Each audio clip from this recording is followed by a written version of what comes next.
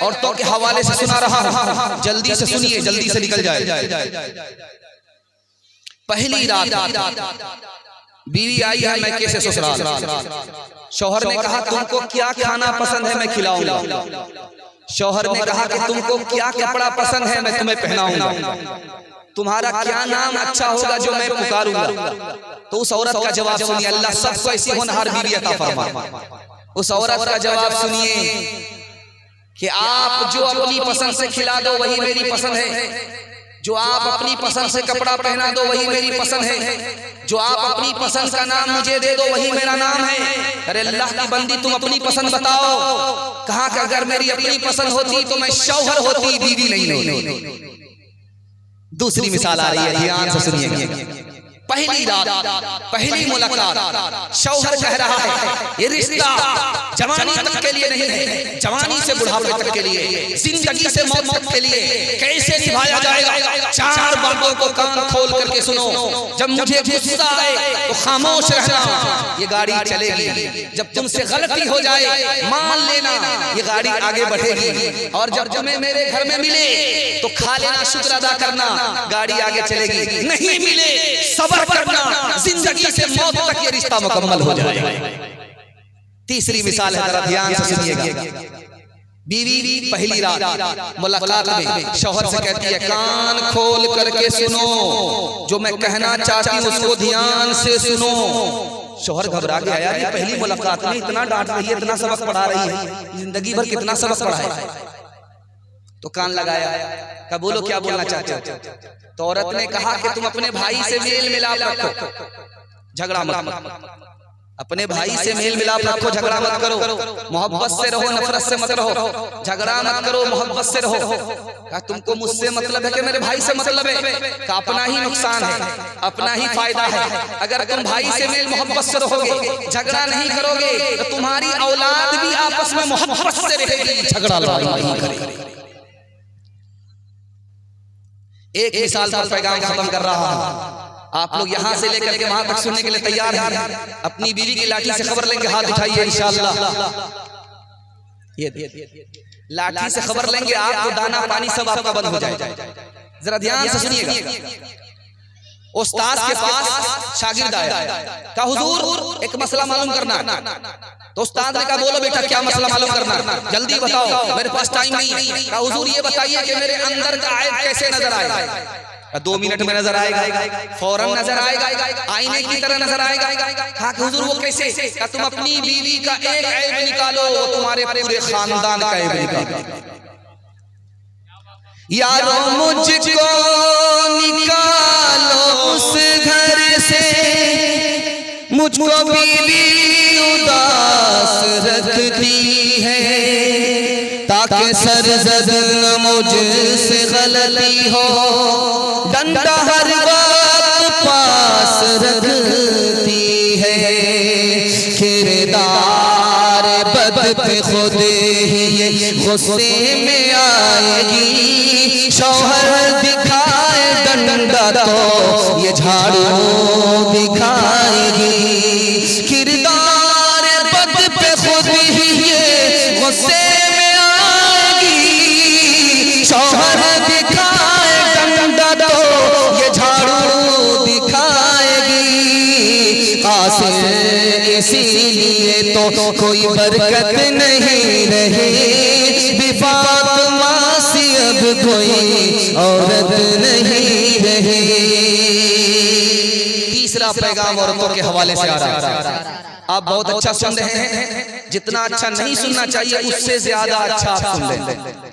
जबकि ये रिकॉर्ड नहीं है कि 12 बज जाने के बाद जलसा सुनने के लिए लोग बैठे हों। आप मगरिब के बाद से सुन रहे हैं, आपके जज्बे को मैं सलाम करता हूँ। कबूलियत की घड़ी में दिल से दुआ करता हूँ, अल्लाह आपकी हर मुश्किल को आसान फरमाए। जवान बेटी आपके घर में अगर कुंवारी है तो अल्लाह गैब से मुनासिब जोड़े का इंतजाम फरमाए। ध्यान से सुनिएगा, जल्दी से निकल जाएगा। बिल्कुल औरतों के हवाले से 3 पैगाम बाकी रह गया। 15 मिनट में ये जलसा मुकम्मल हो जाएगा। मुझे पिछले साल का किस्सा याद है। मैंने मर्दों को तो पैगाम दिया था, औरतों की तादाद मर्दों से ज्यादा थी, पैगाम रह गया था। मैं पिछले साल के नुकसान की भरपाई करने के लिए बैठा हूं।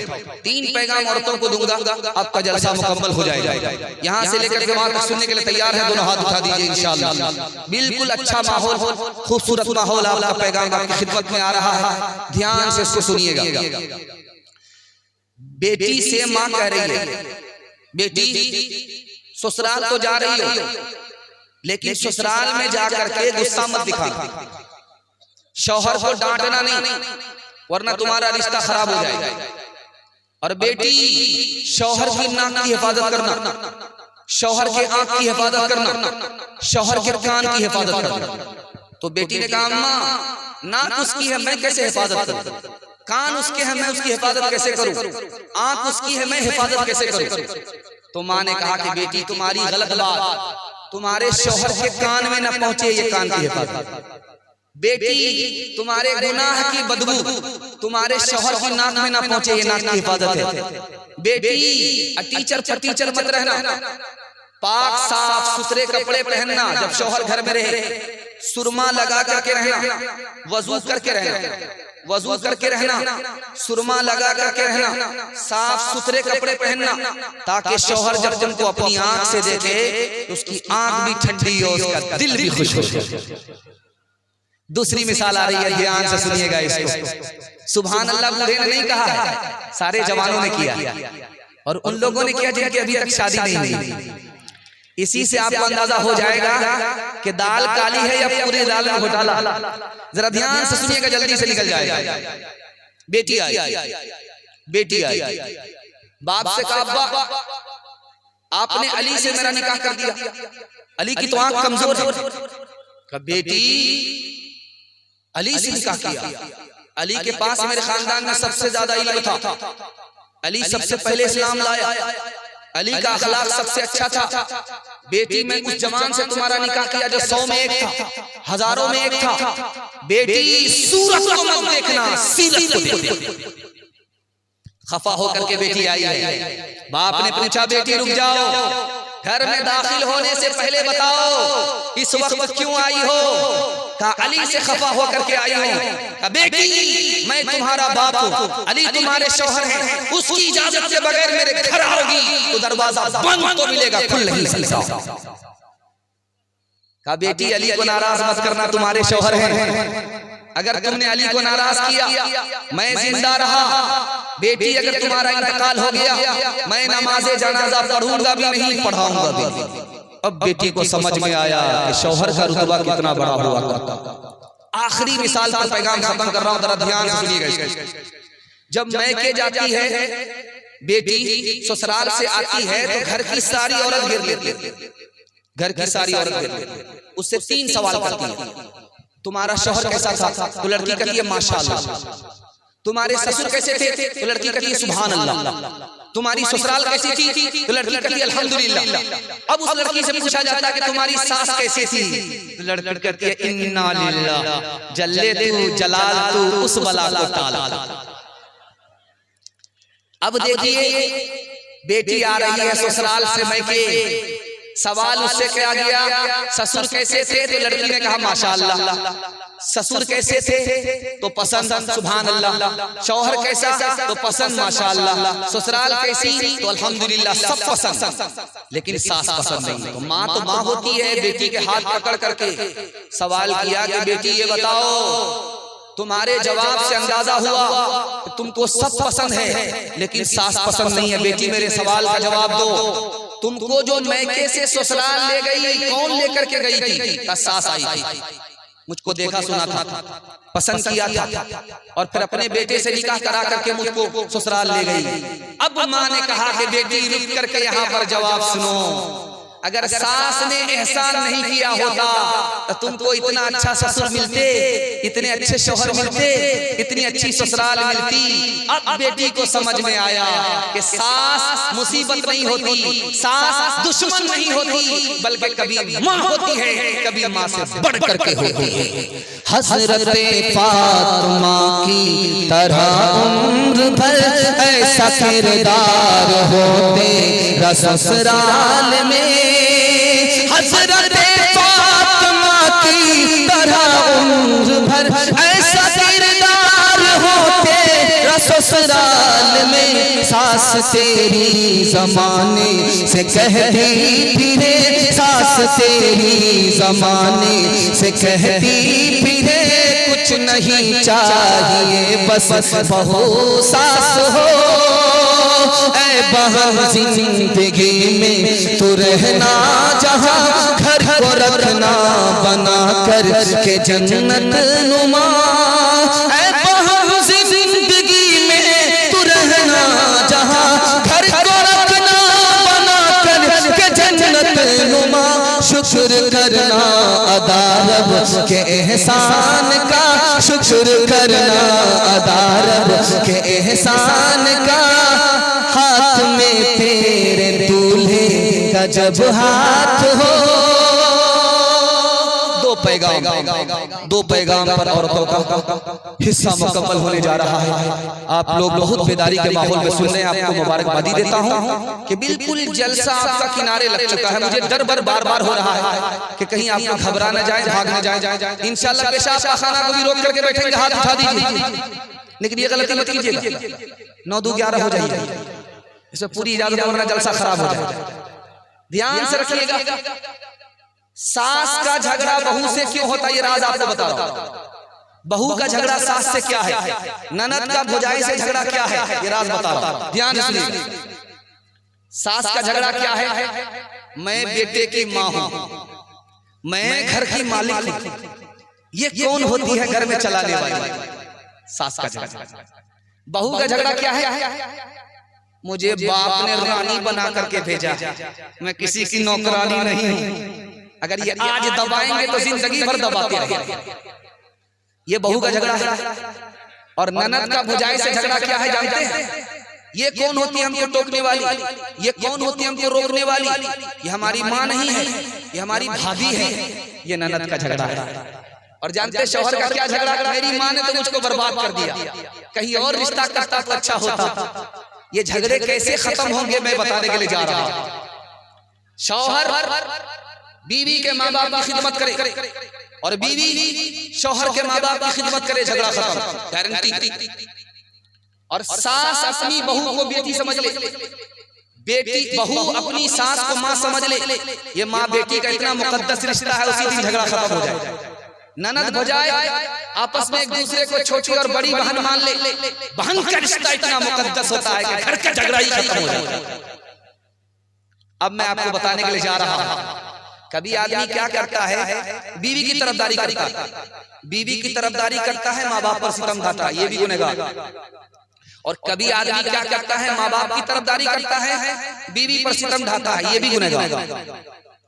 माँ बाप की तरफदारी में बीवी पर सितम ढाएंगे, ये भी गुनहगार।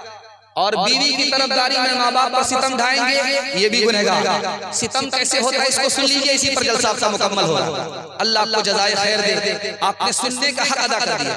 दिल से दुआ देता हूँ अल्लाह दीन दुनिया दोनों की भलाई से अल्लाह को माला माल फरमाए।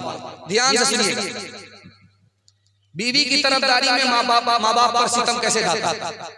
दस्तरखान लगा, सालन आया, खाने लगा तो माँ को डांट रहा है, अम्मा तू बूढ़ी हो गई, तुमको सालन पकाने के लिए अभी तक नहीं आता। तो माँ ने कहा बेटा मुझसे क्यों खफा हो रहा है, तेरी बीवी ने बनाया। अब कहता माँ इसीलिए तो मैं सोच रहा था इतना मजा कैसे आ रहा है, जिंदगी में पहली बार इतना मजा आ रहा। तो माँ ने कहा कि एक नंबर का जोरू का गुलाम मालूम हो रहा है। दूसरी मिसाल आ रही है, ध्यान से सुनिएगा। बहू आई, शौहर को कान में कह रही कि इधर आइए, प्राइवेट में कुछ कहना है। शौहर भी सोचा कि यार पहली बार क्या बोलेगी, कान सटा था। देखिए मैं आपकी खातिर आई हूँ, माँ बाप को छोड़ करके आई, रिश्तेदार को छोड़ करके आई, खानदान को छोड़ करके आई, घर बार को छोड़ करके आई, क्या आप मेरी खातिर माँ बाप को नहीं छोड़ सकते। ये कहता सुभान अल्लाह, क्यों नहीं, किराए के मकान में कल ही माँ बाप को डाल दिया, बीवी को अपने मकान में रखा। तीसरी मिसाल आपके सामने लेकर के आ रहा हूं, ध्यान से सुनिएगा। मियां बीवी में गाली चल रही है, ये चुपचाप सुन रहा है। बीवी गाली पर गाली बोल रही है, चुपचाप सुन रहा, कुछ नहीं बोल रहा।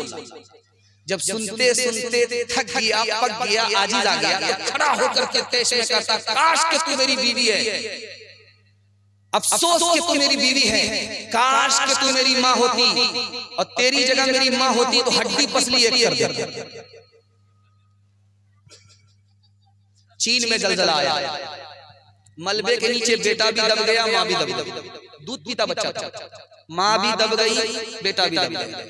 एक हफ्ते के बाद मलबा हटाया गया, बच्चा भी जिंदा निकला, माँ भी जिंदा। अब लोगों को हैरत हुई, यार ये औरत जिंदा है, ये तो हैरत की बात है। इससे ज्यादा हैरत की बात है, ये दूध पीता बच्चा ये मलबे के नीचे एक हफ्ता बगैर खाए पिए जिंदा कैसे? अब उस माँ का इंटरव्यू चल रहा है, बताओ कि तुम्हारा बच्चा मलबे के नीचे बगैर दूध के बगैर खाए पिए जिंदा कैसे रहे? अब उस माँ की रुदात सुनाने के लिए जा रहा हूं। अगर माँ बाप को रुलाएंगे तो अल्लाह ताला आपकी जन्नत को जहन्नम बना देगा। ध्यान से सुनिएगा। उस माँ ने कहा, जब तक मेरे पेट में दाना था मैं अपने बच्चे को दूध पिलाती थी, जब तक मेरे पेट में पानी था मैं अपने बच्चे को दूध पिलाती थी। जब मेरे पेट का दाना पानी खत्म हो गया तो मेरा दूध आना बंद हो गया। अब मेरा बच्चा रोने लगा, तो क्या करे? अचानक मेरे दिमाग में आया कि मेरे पास दूध नहीं है, खूने जिगर तो है, रग में दौड़ने वाला खून तो है। मैंने अपनी उंगली को छीला, खून निकलने लगा, बच्चा अपनी प्यास बुझाने लगा। मैंने पांचों उंगली को जख्मी किया, खूने जिगर मिला करके मैंने अपने लाल को बचा लिया, मौत के मुंह से निकाला। माँ से बढ़कर कोई नाम क्या होगा, उस नाम का हमसे एहतराम क्या होगा, जिसके कदमों के नीचे जन्नत है, उसके सर का मकाम क्या होगा। माँ बाप की खिदमत में दिलो जान लुटाओ, कुरान का फरमान है तुम इसको निभाओ।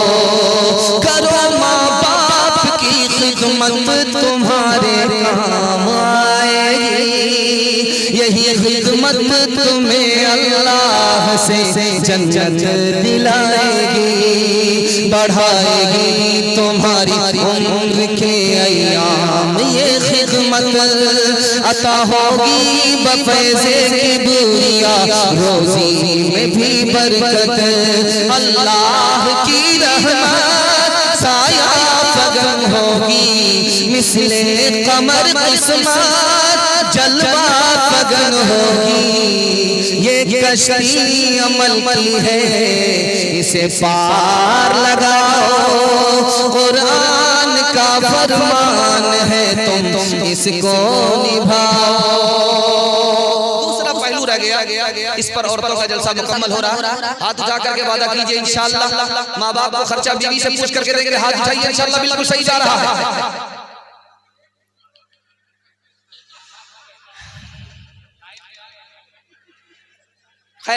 आखिरी पहलू आ रहा है, ध्यान से सुनिएगा, औरतों के हवाले से आ रहा है। माँ बाप की तरफदारी में बीवी पर जुल्म ढा रहा है, ये भी गुनहगार, माँ बाप भी गुनहगार। कैसे? अखबार दक्कन निकलता था 1989 में लिखा कि खुद दिल्ली के अंदर 1970 में 350 दुल्हन को जिंदा जला दिया गया।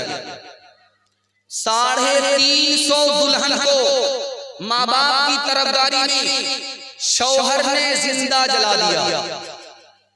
और 1980 से लेकर के 85 तक में 5 साल के अंदर महाराष्ट्र के अंदर 200 दुल्हन को शौहर ने, उसके माँ बाप ने जिंदा जला दिया। ये उत्तर प्रदेश की राजधानी लखनऊ है। लखनऊ में हर 5वें दिन एक दुल्हन को जिंदा जलाया जाता है। अब जानते हैं औरत कौन सी जात होती है? औरत क्या चीज है, आपको इसका अंदाजा उस बच्चे से होगा जिसकी मां मर गई। बीवी क्या होती है, उस बूढ़े से पूछिए जिसकी बीवी का इंतकाल हो गया। वो बूढ़ा जिसकी बीवी इंतकाल कर गई है, उससे पूछिए उसको घर काटने दो, उस हौसला हार चुका, जिंदा लाश है, वो कुछ नहीं है, उसका हौसला खत्म। उस बच्चे से पूछिए जिसकी मां मर गई है। और जानते हैं औरत कितनी बड़ी जात होती है, उसका अपना कोई घर ही नहीं होता। वो बाप के घर में पैदा होती है।